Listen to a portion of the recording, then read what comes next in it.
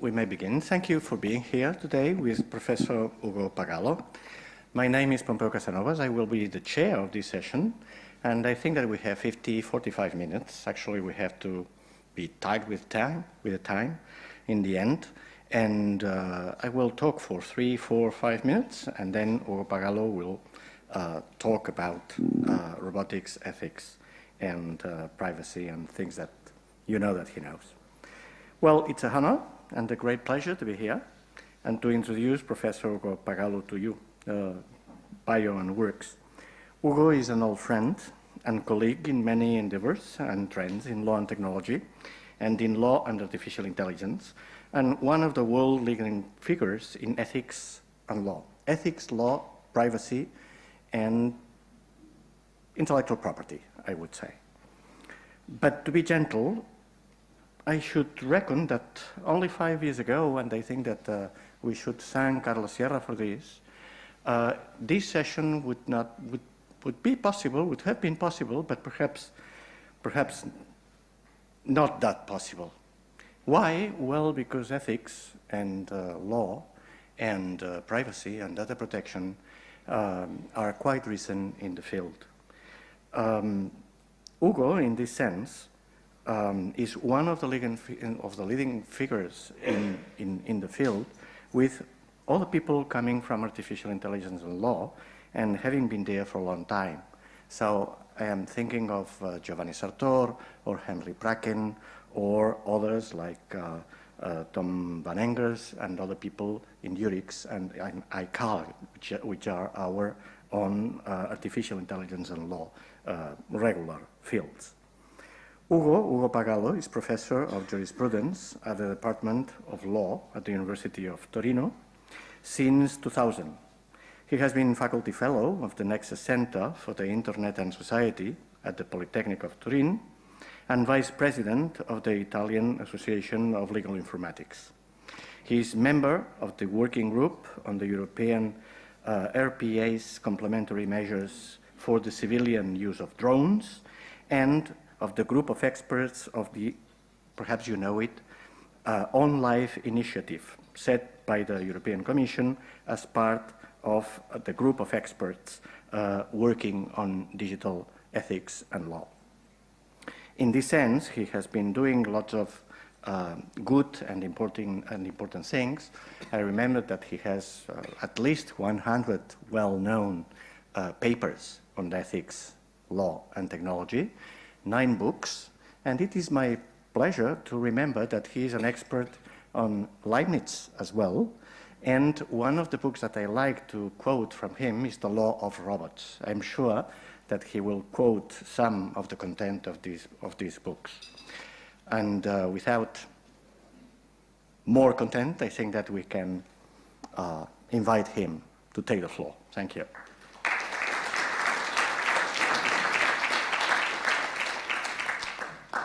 Hi, everybody, and well, my presentation today is a sort of a short phenomenology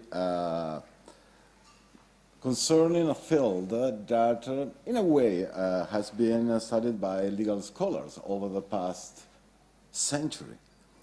And that's the reason why I will spend a few words on our ancestors. Pompeu mentioned the grandfather of our field, that is Leibniz, who was developing and building expert systems for the legal domain 3.5 centuries ago.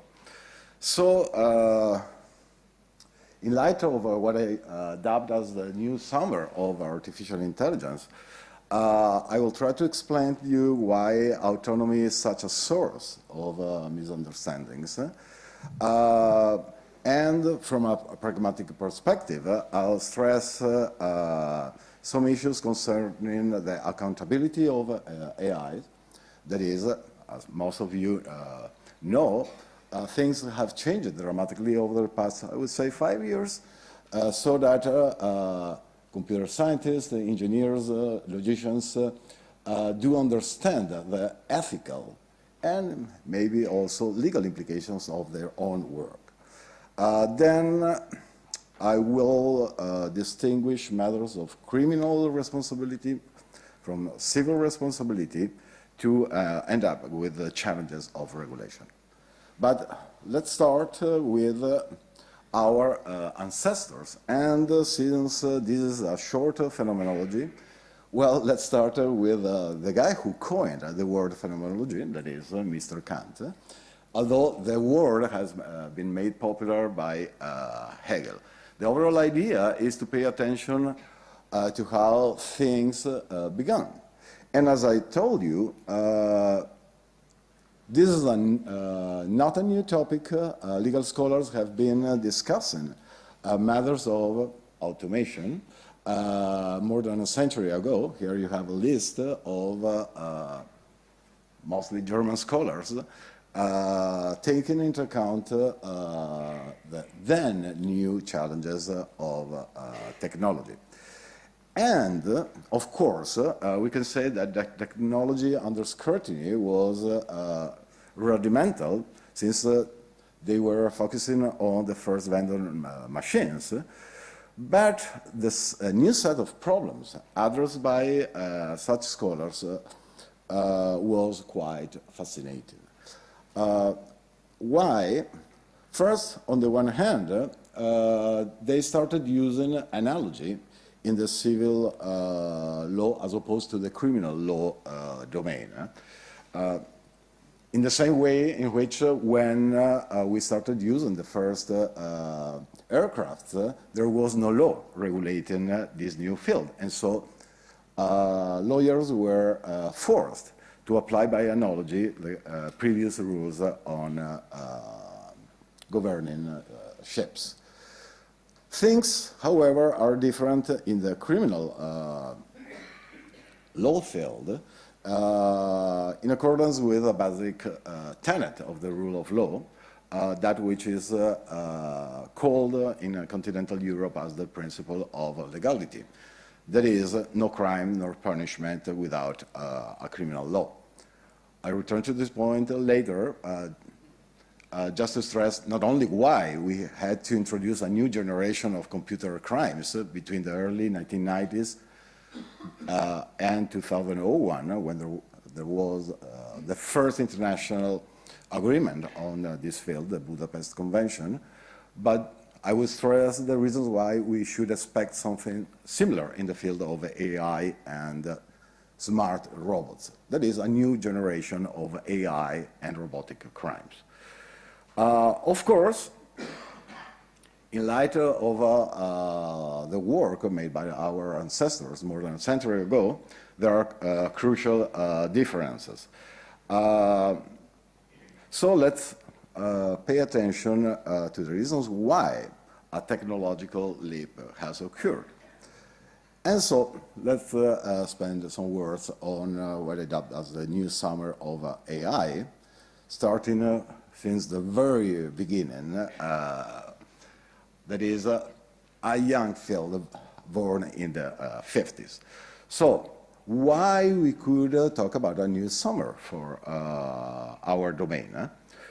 Well, first I would say that among the reasons of the leap, we have to consider the improvement of more sophisticated statistical and probabilistic methods, then the increasing availability of large amount of data and of cheap, enormous computational power, and last but not least, the transformation of places and spaces into AI-friendly environments.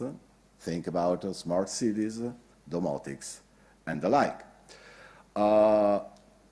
So here is one of my main points today.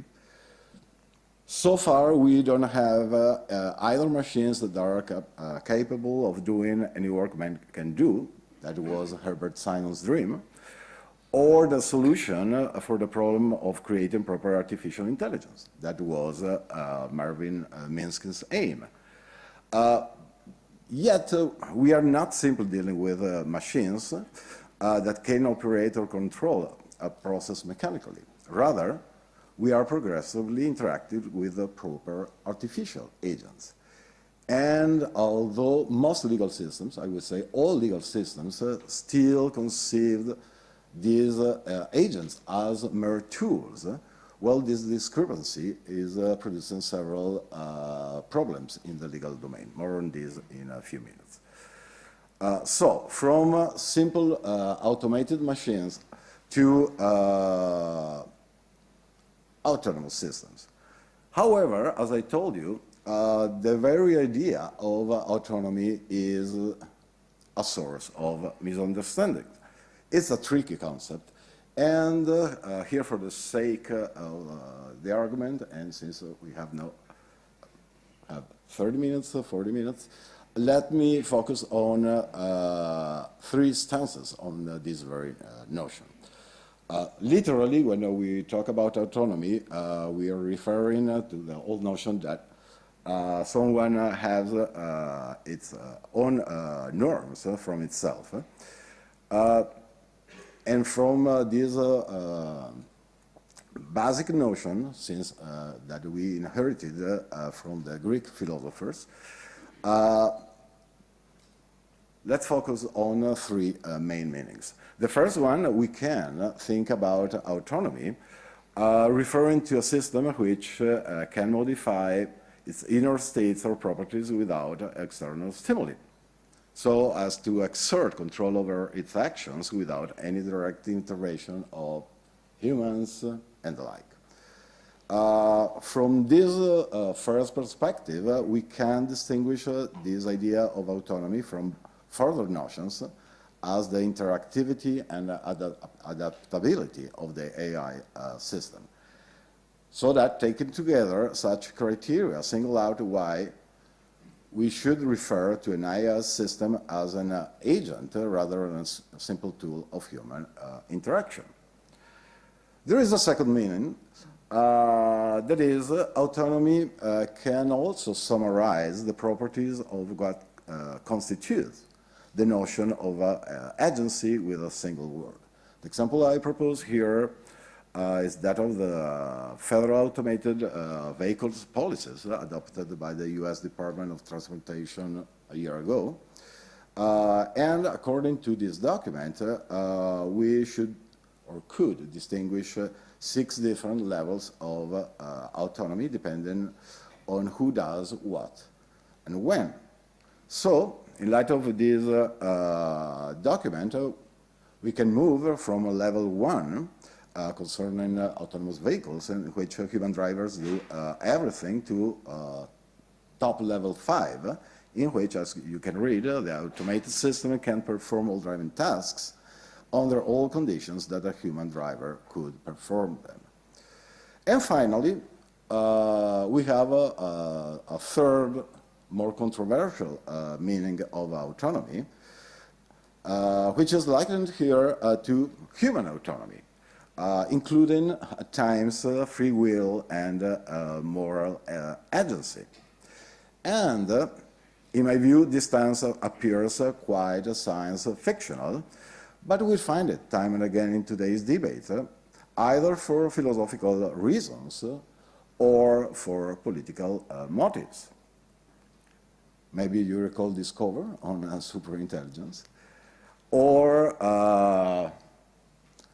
we can refer to current exaggerations concerning autonomous weapons presented as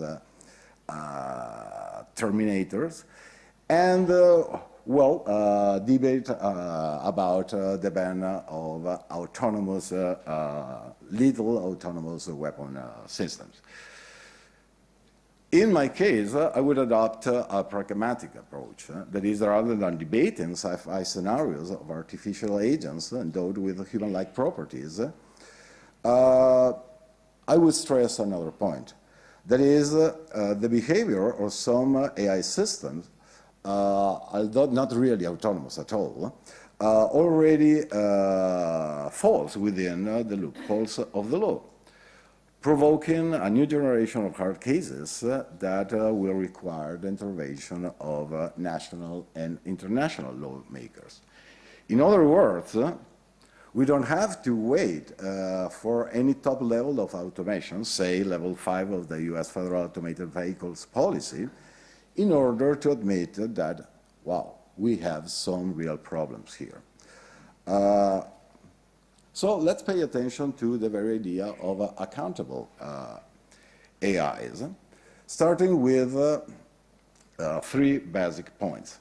The first one, when we are referring to these kinds of artificial agents, AI systems and the like, well, we are not referring to any out-of-the-box machine, because specimens of the same model will behave in quite different ways according to the ways in which humans train, treat, or manage their system.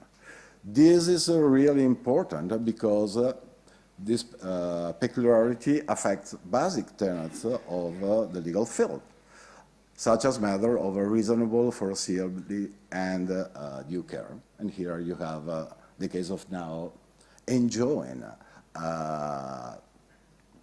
the beauties of the alcohol experience. In addition, there is another crucial point. That is that we often lack enough data on the probability of events, their consequences and costs, in order to determine the level of risk we are talking about. And this is crucial because no data, no possibility to determine the level of risk, and it's almost impossible to determine, say, the amount of insurance premiums and other mechanisms on which new forms of accountability for the behaviors of such artifacts may hinge. Just to give you another example, last September, the European Commission started the process of amendment of an old, because it's a 1985 directive on liability for defective products. Once you consider a product which hinges on machine learning techniques, it's very tricky to determine what defective means in the legal domain.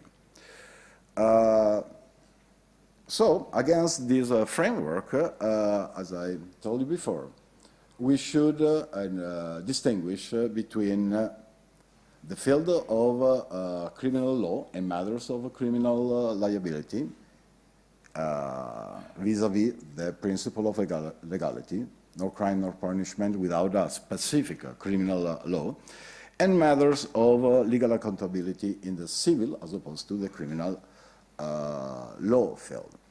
So, in light of this basic distinction, let's start with the criminal law field. Again, no science fiction is needed to admit that certain decisions of AI and their effects on human behavior already fall within the loopholes of the legal system. I will skip, in this context, current debate on how AI is affecting current laws of war. That's going to be another presentation. There have been several workshops of this topic, and this very week, as you know, Elon Musk has presented the well-known letter on proposing the ban of lethal autonomous weapon systems 2 days after the UK government declared that they couldn't care less. I won't talk about that.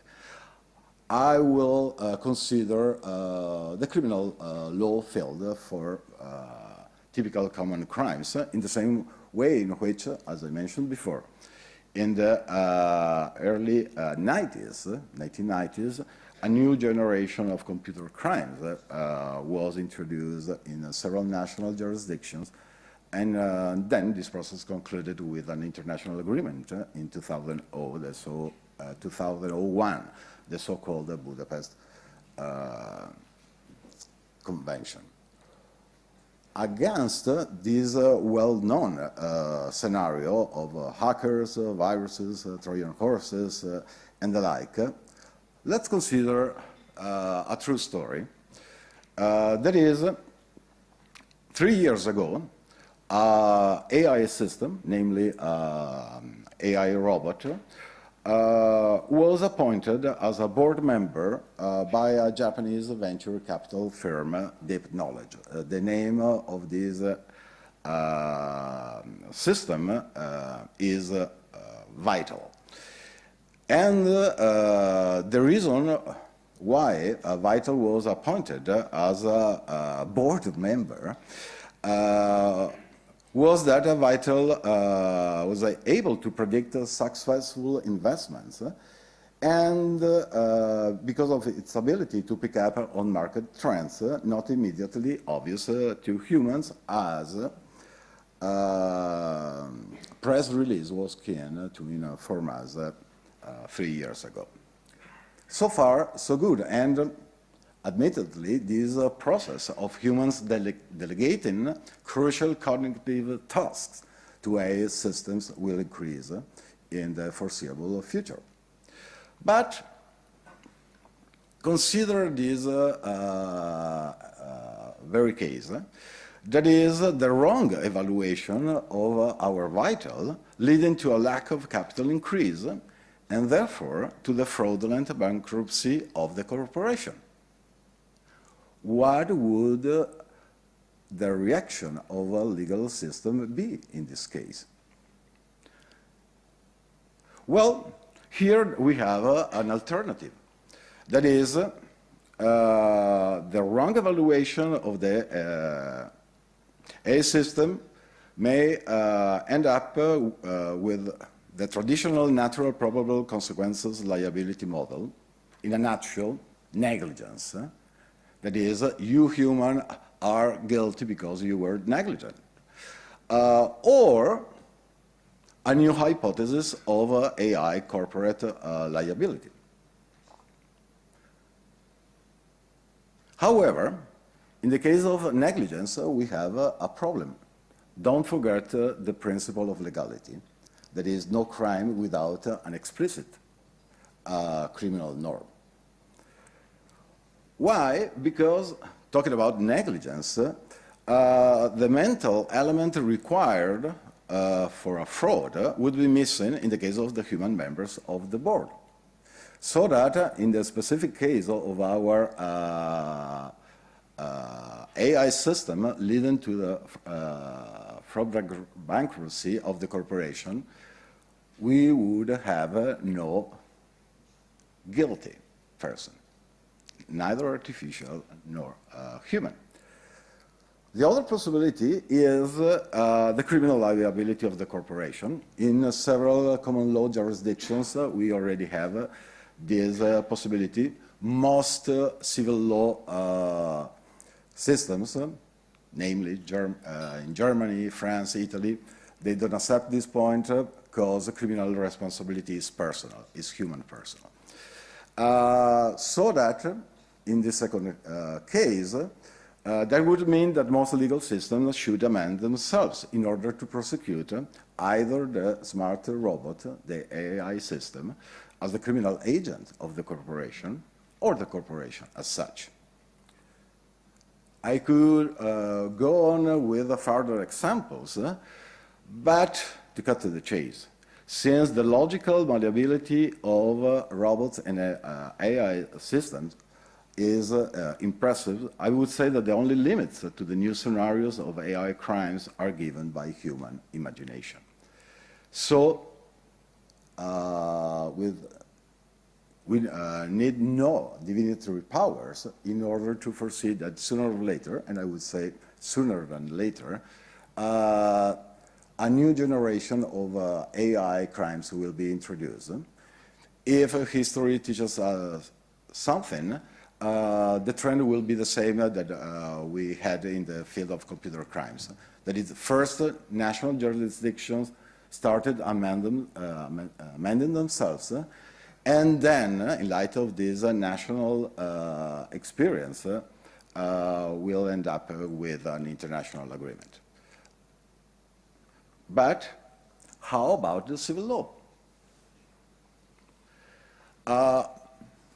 Here we have several different methods of accident control. Basically, the default rules currently are defined by strict liability rules, no fault or faultless liability. That means that if you are designing, producing, manufacturing, and selling an AI system, and something goes wrong, you'll pay for that harm, regardless of your intentions. Even there is another possible method, that is the principle of precaution.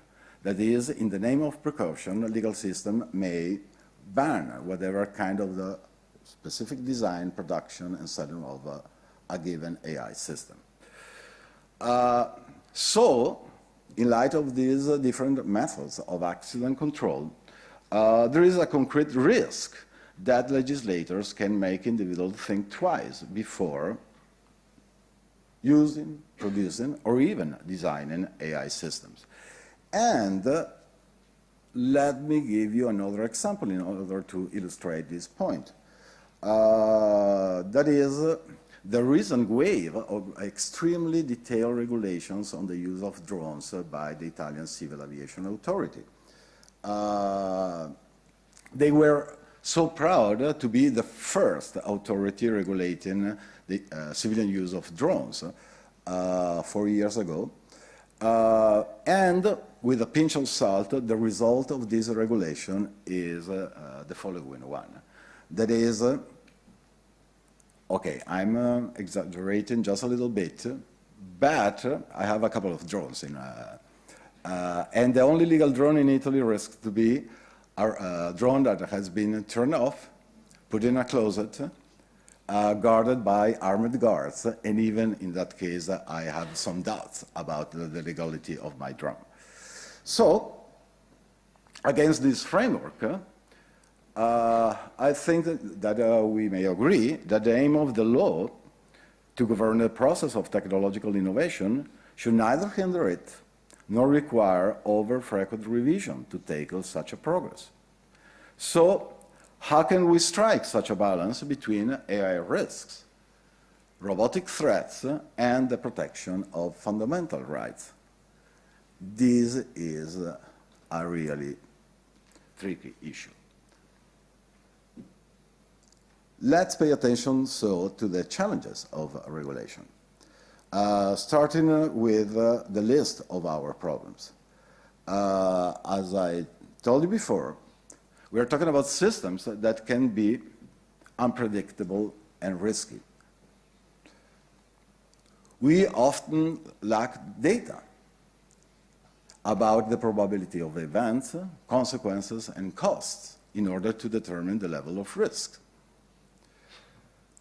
The default rules of the game here, that is the strict liability rules, may entail a vicious circle, because the more these rules are effective, the less we can test our robots, the less we can determine the level of risk.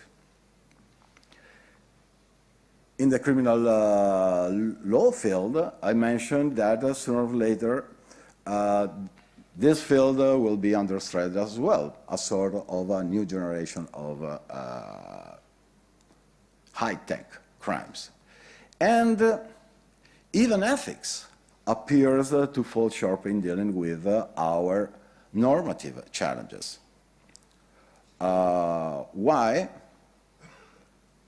I promise not to talk about the trolley problem. But at the end of the day, okay, we are talking about ethics, but what kind of ethics? Do we want to design a Kantian AI system that is paying attention to the intentions of our AI system in accordance to the spirit of Kant? Do we want a utilitarian AI system, a Benthamite robot? What is more, even if a miracle occurs and we agree about what is right and what is wrong, what is good and what is bad, as you know, there are several multiple ways, logics, in order to implement these common values into our AI systems. So, how should legal systems react? Well, what I propose here is a feasible way out for AI and robotics. That is, striking a fair balance between responsible research, taking into account the risks and challenges brought on by our technology, and on the other hand, the protection of fundamental rights. And my overall idea is a pragmatic one, that is distinguishing between the primary and the secondary rules of the game. When we think about the primary rules of the law, that's pretty easy. Think about the rules of the system that aim to directly govern individual and social behavior. You kill someone to go to prison. You don't pay taxes. Well, depends. If you are in Italy, you're a hero. Otherwise, there's going to be a fine. When I refer to the secondary rules of the law, and especially the rules of change, I think about the rules that allow us to modify the primary rules of the system. That is, rules, meta-rules, rules governing the primary rules of the system. And luckily enough, we have a lot of them. Because, especially from a legal perspective, here I'm as a lawyer, a critical point is given, as I told you, by this vicious circle. The default rules in the civil as opposed to the criminal law field are given by strict liability rules. Whatever your intentions, whatever your care, somehow you'll pay for it. But on the other hand, we lack enough data to make rational decisions. So, as I told you before with the example of the Italian drone, the risk is legislations hindering responsible, healthy scientific and technological research. Well, we have a different approach here. Consider, for example, what I call experimental federalism. I am referring to an old idea suggested by Justice Brandeis in the 1930s, almost a century ago. And this is actually what's happening, for example, in the United States with the regulation of autonomous vehicles. That is, actually, 8 different states in the US have changed their traffic laws in order to allow this kind of technology to be employed on public highways. Among them, the first one was Nevada, then California, Florida, Maryland, and the like. So the overall idea here is a healthy competition between legal systems. And then, in light of this kind of competition, let's decide in a second moment which is the set of rules that work better to adopt this kind of rules at the federal level. This is already happening in the EU as well. There are, on the one hand, some important, interesting projects in Sweden, in Germany, in order to allow the test of autonomous vehicles on public highways. Volvo in Sweden, Audi in Germany. And again, this is what will occur next year with the new European data protection regulation, the so-called GDPR. As you know, or should know, there's going to be a new generation of data protection impact assessment, so that any time a new kind of technology will be employed in order to process data, and most of the time that kind of data is going to be personal data, you have to pass this impact assessment. Not to talk about, but I promise I'll stop here with the GDPR, the crucial Article 22 about a new right to have an explanation about the logic behind the processing of data made by AI systems and the like. That's going to be a tricky part of the story. But we have further techniques like the implementation neutrality principle. That's another wise option. That is up to the experts how to design a specific AI system. Back to the previous example of autonomous vehicles, is up to a given company firm how to imagine the future of this field within a certain margin defined by standards on security and safety. We have further examples concerning procedures. Since an increasing number of decisions affecting our lives, from credit scores, banking, health insurance, education, and the like, are taken by algorithms. How should we strike a fair balance, again, between intellectual property rights concerning the protection of this kind of research and the protection of fundamental rights? And in many cases, transparency is not the proper solution. If you think about the use of AI systems by national agencies. Here we can adopt further solutions in addition to matters of transparency, considering, for example, meta rules of procedural regularity. One example has been discussed a lot last year among legal scholars concerning whether and to what extent zero-knowledge proofs could help us striking this sort of balance in the legal domain. And then we have real experiments. That is, the overall idea here is governance, helping research in AI and smart robots, creating open labs. Since it's crucial to have data in order to make rational decisions, well, what several governments, for example, I think about what the Japanese government has done over the past 15 years, creating special zones for robotics testing and development. That is an open lab in which, with a single phone call, you will solve all your problems concerning matters of data protection, security measures, and the like.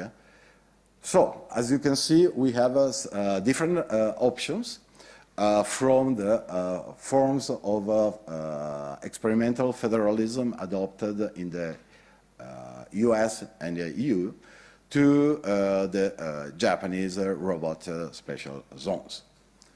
Okay, Pompeu told me 5 minutes, and then time is ripe for the conclusions of my talk. Summing up, I briefly sketched short phenomenology from automation, the first legal work in the late 1900s to current debate on terms of autonomy. Of course, I assume here that autonomy is a matter of a continuum. And moreover, what I suggested is that we don't have to wait for the long term. Moreover, since in the long term we are all dead, because even stupid forms of AI systems are already affecting basic tenets of society, ethics, and the law. But in this latter case, talking about the law, I also mentioned the possible deadlocks in the legal domain, that is, legislations hindering research in our field. So, two final remarks. The first one has to do with different ways of risk regulation. This is very interesting because last year, maybe some of you recall that we had 3 very interesting documents on the future of AI. One released by the White House under Obama's administration. The second one approved by the European Parliament. And a third one by Westminster, the UK Parliament. And those documents are very interesting because in a way they show the different, even ideologies of these different legal systems. That is, for example, in the case of the US, number 4 is in the civilian sector, the typical approach of that legal system. In Europe, for example, risk regulation mostly has to do with either number 2, permissions, authorizations, like in the pharmaceutical sector. Before you can sell your product, you have to pass some tests and have some authorizations. Or number 3, enforced self-regulation. I mentioned before the new generation of impact assessments concerning new technologies, as AI, is up to the company to do this kind of tests, and then, and only then, if something goes wrong, the authorities will ask you the reason why. And finally, we have a matter of matters of competition. Although I assume here a legal perspective, of course the law is not the only regulatory system out there. There is, again, a competition between different regulatory systems, including ethics and social norms, the forces of the market, and technology. These regulatory systems may reinforce each other, but they can clash. An example here is given, not in our field, but just to give you an idea. When the electronic money was a novelty, and I'm referring to the early 2000s, legislators in Brussels, smart enough, passed a new directive regulating the use of e-money, thinking about e-money as traditional money plus an E. Big mistake, since 2 years after that directive, a guy from South Africa invented PayPal. And that directive was rubbish, forcing lawmakers to amend themselves. That's why I stress time and again with the institutions with which I collaborating, including the European Commission, pay attention to this competition and try to be wise. How? Through a good mix between the secondary rules of the law and the primary rules. The secondary rules may allow us to understand what kind of primary rules we want for our technological and scientific domain. Thank you very much.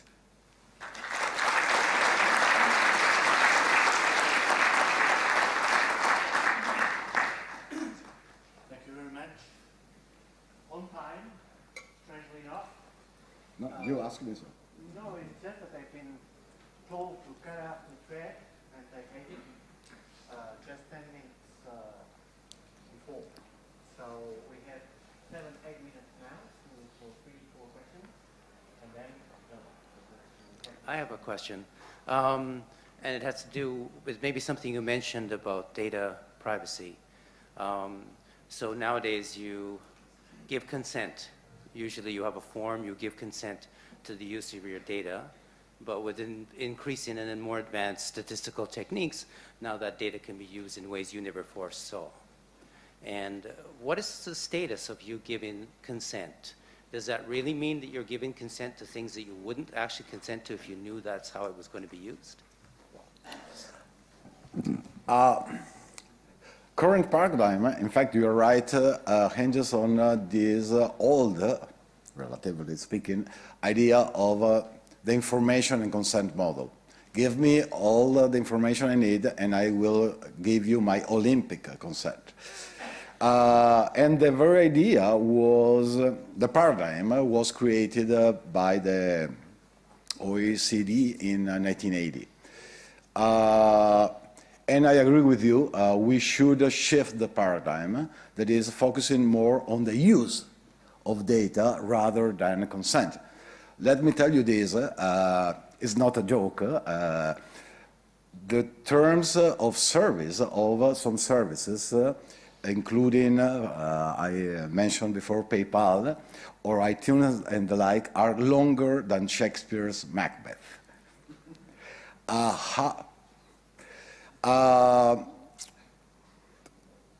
In a way, the EU legislation, which is really harsh, and I know for sure that the fat cats in Silicon Valley are paying a lot of attention to the new regulation because they may have fines up to 4% of the annual revenue. Forget the EU antitrust. Here it's going to be even more expensive. They lost an opportunity. In a way, the new legal framework still hinges on this Olympic idea of individual consent. Although there are some light changes, I don't want to go into technical details and legalese, but in a way, there's going to be a reversal of the burden of proof. That is, in several cases, is the company that will have to demonstrate that yours was a good consent.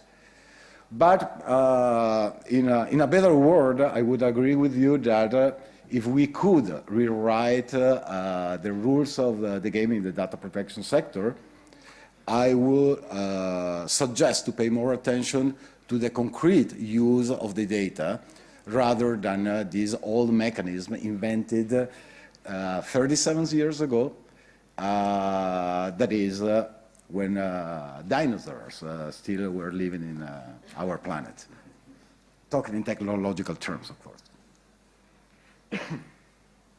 So do you foresee a time when people could get sued for not using an AI system? For example, in a medical diagnosis, if you used an AI system, you would have got the right answer, but you didn't, but someone didn't use it and get sued for not using an AI system? The short answer is no, of course. For theoretical reasons, we can imagine, but theoretically speaking, so it's highly philosophical, that you can imagine a legal context in which you are obliged to be active, and in that general scenario, you may include your specific case. That is, for example, in certain legal systems, if I see someone wounded in the street, I have the duty to help that person, not in the United States. But in other countries, you have that duty.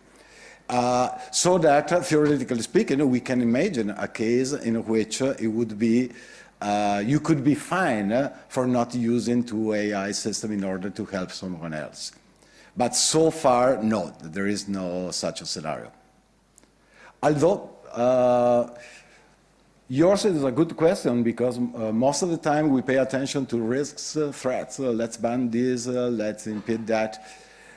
We should, especially not in this case, but when we are dealing with journalists, even lawmakers, and the public opinion as such, we should stress time and again how positive can be our kind of research.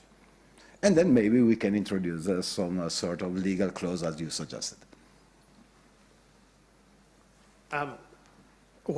Is there a point at which we would have either an ethical or potentially a legal problem with turning off a somewhat autonomous AI system? After all, it's, if it's starting to become complicated enough that it has some agency in the world, do we have a concern that this thing might start to be a living creature that you have some duty to protect? And how would you know? I told you before that one schizophrenic feature of current legal systems is the fact that although we are dealing with proper artificial agents, we still consider them as tools. So that this produces several problems.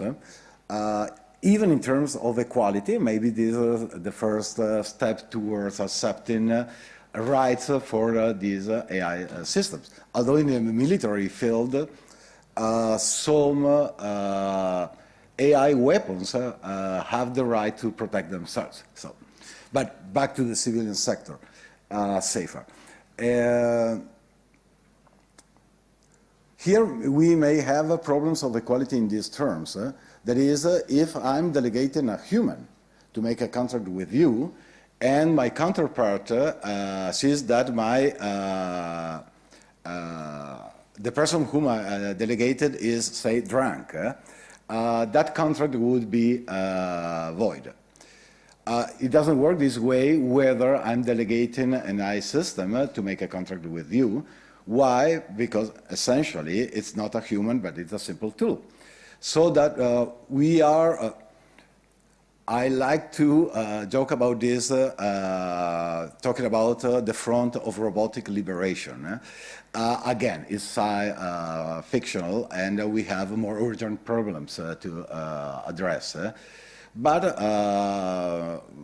I agree that we have we have several cases in which, although without going so far, granting legal personhood to AI systems. By the way, again, the European Commission, in a very strange document, passed a text in which they were claiming that we have to start studying about a new kind of legal personhood for certain AI systems, which makes sense in certain aspects of business law. But this is very interesting. We are in a no-one zone still. That is, we already experienced some of these drawbacks, but it would be, in my view, of course, premature to grant legal personhood to those AI systems.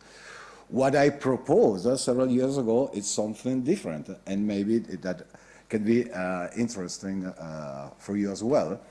That is, in a way, we had the same problem ancient Roman lawyers had 2.5 millennia ago. Why? Because business was a matter of slaves. So they had the problem, how can we allow things to make business, mitigating any kind of responsibility for the human master of that slave. And they invented the first proto company, limited company in our history, that was called the peculium. And in a way, we can think about this kind of mechanism in certain aspects of business law, especially when AI will really be democratized. That is not only a matter of fat cats in Silicon Valley, but obvious artificial companion for everyday people. I have one quick question. So I think you touched this issue before during the talk. So one of the items from GDPR is also that these AI systems or machine learning based models, right, should explain their decisions, I guess, in critical situations at least, right?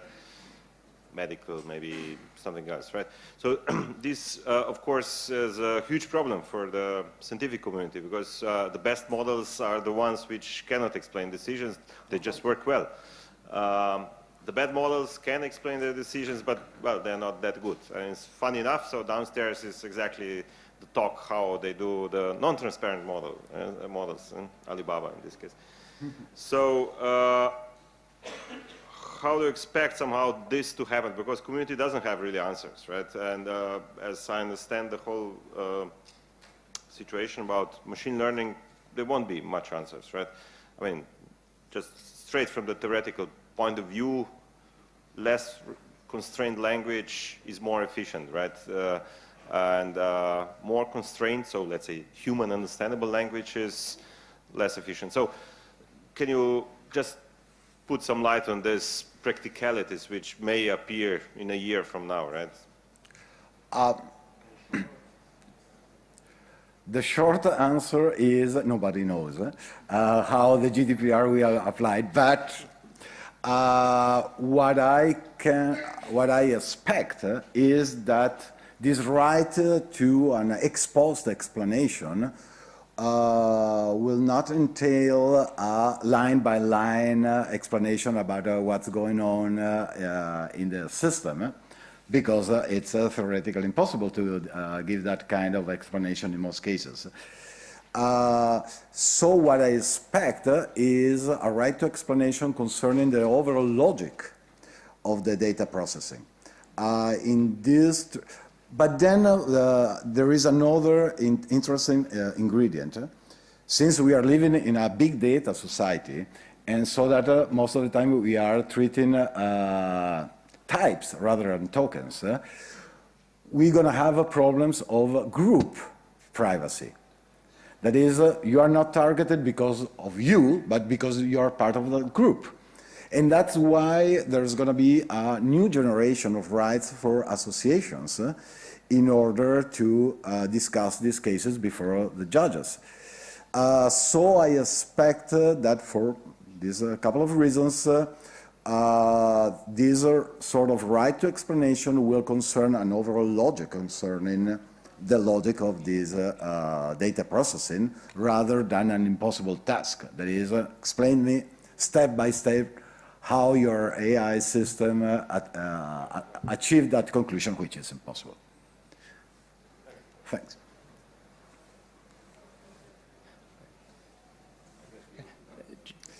It's up to Pompeu. He's the... Okay, so two more, but please, very quick. Okay. Sorry, another, following on from the GDPR, the right to an explanation, how faithful do you think they're expecting this explanation to be? So, you know, there's some advocates on the deep learning side saying that they can learn a parallel system that will explain a decision without necessarily having knowledge of how the system actually made the initial decision. Do you have any comments about that? I should repeat what I already mentioned, that is, of course, in certain cases, legal systems pretend you to do something impossible, but in this case, I would say that to apply to interpret in a reasonable way Article 22 of the GDPR, we have to think about that text in terms of general logic. Otherwise, it won't function. Hi, thanks. I'm wondering if you have anything to say about the domain of lethal autonomous weapon systems, and also separately, but maybe not separately, the interface of AI with the advances in neuroscience and implants and things like that. Or maybe you could pick one. Okay, that's another conference. In a way, about the use of lethal autonomous weapon systems, I discussed about this last evening with Stuart Russell and Toby Walsh. So that's online, and you can. Otherwise, Pompeu will kill me. And I agree that another crucial issue will concern bioinformatics. And, but from a legal viewpoint, we should shift our attention from this specific field concerning AI and traditional work that has been done over the past 25 years on bioethics. But that's another story. Sorry, but we are run out of time. Thank you very much for the talk and for your time. Thank you.